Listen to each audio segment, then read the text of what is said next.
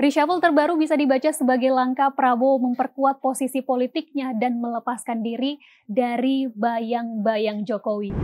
Bagian yang juga paling menarik sekaligus paling pahit, program makan bergizi gratis. Keberadaan para loyalis Jokowi di kabinet Prabowo menjadi bukti bahwa pengaruh Jokowi belum sepenuhnya hilang.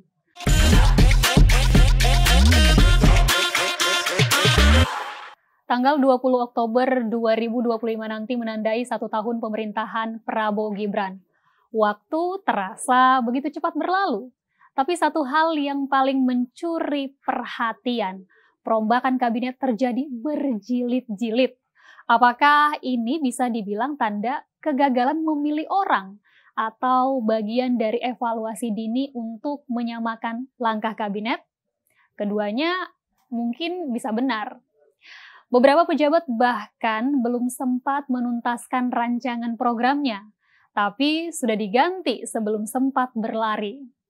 Sebut saja Satrio Somantri Brojonegoro yang baru menjabat sekitar 4 bulan lalu digantikan oleh Brian Yuliarto sebagai Menteri Pendidikan Tinggi, Sains, dan Teknologi. Reshuffle tak terjadi 1 atau 2 kali saja, tapi sudah 3 kali. Ditambah 1 reshuffle mini yang juga mengguncang kursi kabinet. Namun, baiklah, mari kita sisihkan dulu hiruk-pikuk bongkar pasang jabatan ini. Pertanyaannya sekarang, sudah sejauh apa janji kampanye Prabowo Gibran yang benar-benar dijalankan? Apakah rakyat sudah mulai merasakan hasil nyata di tahun pertama pemerintahan mereka? Sejak awal pemerintahan, publik sulit menampik bahwa kemenangan Prabowo Gibran tidak bisa dilepaskan dari pengaruh Presiden Joko Widodo.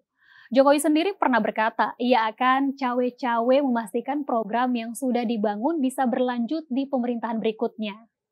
Meski tidak secara gamblang menyebut dukungannya ke siapa, ucapan itu dianggap banyak pihak sebagai isyarat politik bahwa Jokowi sudah menentukan arah pilihannya. Tidak sedikit yang menilai Jokowi tidak sepenuhnya netral dalam kontestasi itu. Terlebih dengan adanya Gibran Rakabuming Raka putranya yang kini duduk di kursi wakil presiden. Maka tidak mengherankan jika banyak wajah lama dari kabinet Jokowi masih bertahan di era Prabowo. Nah, dari situlah muncul istilah yang populer di publik, kabinet rasa Jokowi.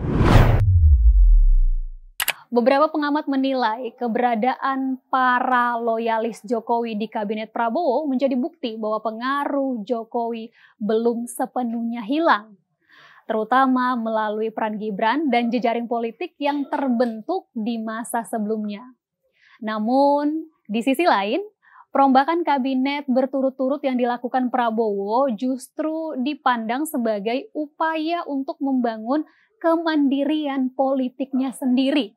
Menurut analisis Lingkaran Survei Indonesia, reshuffle terbaru bisa dibaca sebagai langkah Prabowo memperkuat posisi politiknya dan melepaskan diri dari bayang-bayang Jokowi. Terlihat dari beberapa loyalis Jokowi yang digantikan oleh figur baru dari kalangan Gerindra dan profesional muda.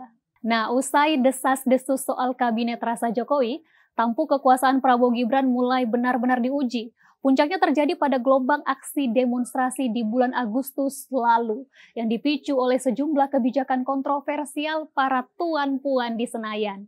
Menurut para pengamat, gelombang protes yang berjilid-jilid ini muncul bukan semata karena kebijakan itu sendiri, melainkan akibat krisis kepercayaan dan gagalnya komunikasi pemerintah dengan publik.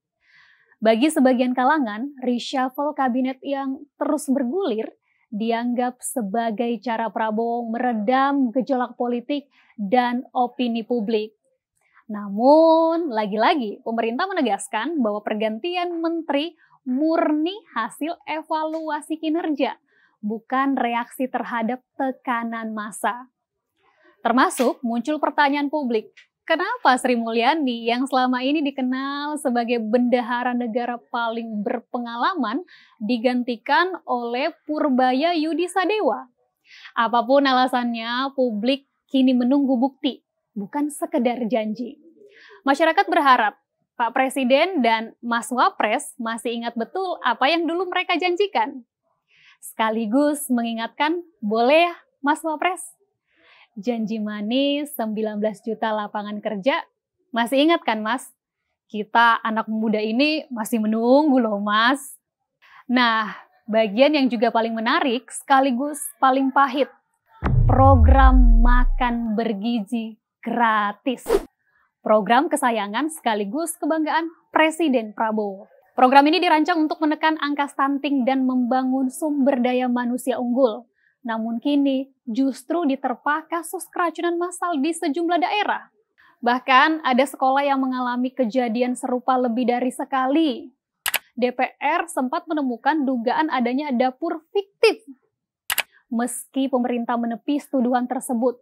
Sementara dari laporan BPOM dan Dinas Kesehatan menyebut sekitar 70% kasus keracunan ini disebabkan oleh pengolahan dan kebersihan yang buruk. Lalu sekitar 20-25% akibat distribusi makanan yang tidak sesuai suhu aman. Meski begitu, Prabowo tetap bersikap tegas. Ia menyebut insiden ini sebagai masalah yang serius, namun terlokalisasi dan menegaskan perlunya ada evaluasi total tanpa menjadikan MBG sebagai alat politik. Kalau kita lihat, ide besarnya MBG ini bukan sekedar makan gratis. Ini adalah investasi jangka panjang untuk membangun manusia Indonesia. Dengan gizi yang cukup, anak-anak tumbuh bisa lebih cerdas, sehat, dan produktif.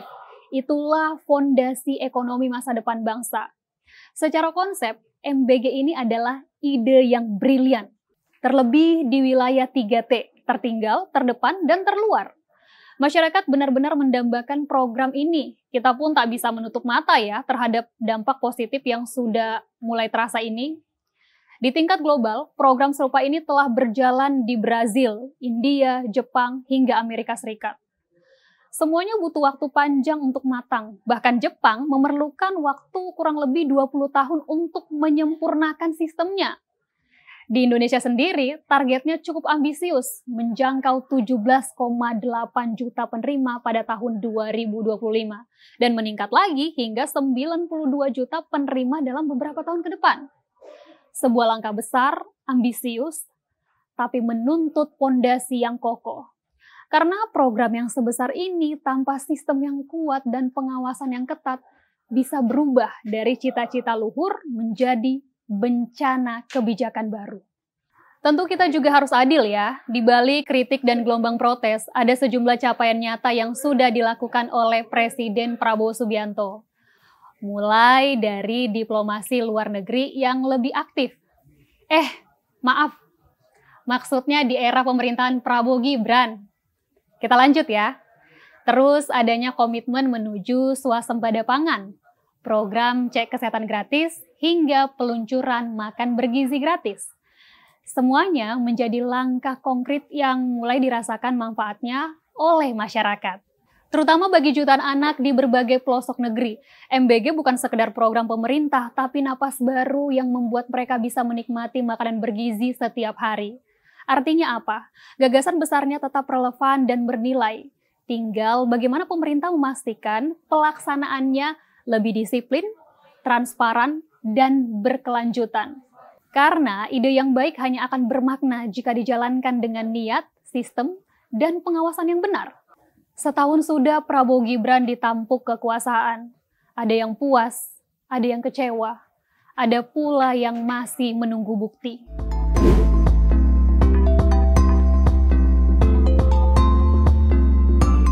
Saya belum puas. Kenapa? Sama yang satu. Kenapa? Sama yang satu Kurang terobosannya Pak Gibran. Apa yang kurang? Ya cara kerjanya lah. Dikit-dikit masa pos ronda ditinjau. Bukan dari itu, cari polisi dia baru. Pos ronda. Ini kan wakil presiden RI 2. Kalau Prabowo itu the best. Bagus. Cukup sih Mbak. Cukup nggak puas ya. Kenapa? Ya karena dari program Pak Prabowo dari MBG menurut saya ada suatu kegagalan ya. Maksudnya dari program-program MBG yang banyak keracunan. Untuk Gibran saya nggak ada harapan sama sekali sih. Jadi untuk Gibran ya udahlah gitu-gitu aja. Jadi nggak punya harapan saya. Thank you. Aku sih masih kasih kesempatan lah untuk Pak Prabowo, presiden kita, untuk ngebuktiin janji waktu kampanyenya, terutama untuk yang 19 juta lapangan pekerjaan kalau nggak salah ya jumlahnya segitu. Nah sampai saat ini kan aku lihat banyak banget karyawan-karyawan yang kena PHK, terus jadi sulit kerja lah, banyak banget mahasiswa yang udah lulus tapi kayak beberapa tahun mereka nggak dapat pekerjaan gitu. Sangat melebihi ekspektasi saya ya kalau pemerintah Prabowo sekarang dibanding yang sebelum-sebelumnya ya. Dari beberapa aspek seperti makan bergizi gratis gitu. Untuk pembebasan kemerdekaan Gaza itu sangat puas sekali. Kalau menurut saya sudah sangat puas banget, malah melebihi ekspektasi saya. Karena dengan program-program Pak Prabowo Gibran, khususnya MBG, mampu membuat anak-anak pelosok bisa makan makanan bergizi. Untuk masalah keracunan mas sebenarnya nomor 2 yaitu ya, karena itu kan hanya angka. Cuma berapa persen doang. Dan gak ada yang meninggal juga kan, jadi aman. Untuk Pak Gibran, program bagi-bagi susunya sangat mantap itu. Saya sangat salut. Karena banyak anak-anak sekarang minum es cekek. Gak sehat. Ada dibagiin Gibran susu, jadi minum susu. Masa jabatan masih panjang, tapi utang politik dan janji kampanye masih banyak. Rakyat sudah memberi mandat, sekarang tinggal bagaimana mandat itu dijaga, bukan dimainkan. Karena negara ini berdiri di atas asas demokrasi. Masih ingat kan? Dari rakyat, oleh rakyat, dan untuk rakyat. Dan tugas pemimpin adalah memastikan kalimat itu tetap hidup, bukan tinggal slogan.